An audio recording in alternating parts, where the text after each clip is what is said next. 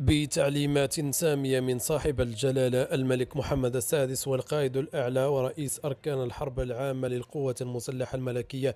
استقبل الجنرال دو ديفيزيون المفتش العام للقوات المسلحة الملكية المغربية قائد المنطقة الجنوبية اليوم الأربعاء 7 يونيو 2022 على مستوى القيادة العامة للقوات المسلحة الملكية بالرباط